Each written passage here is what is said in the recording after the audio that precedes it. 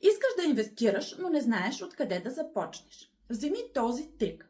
Вместо да се чудиш кои акции да купиш или да рискуваш всичко само в една компания, взаимните фондове са твоят супергерой. Те ти дават диверсификация. Парите се разпределят в десетки, дори стотици компании. Така рискът е по-малък. Професионално управление.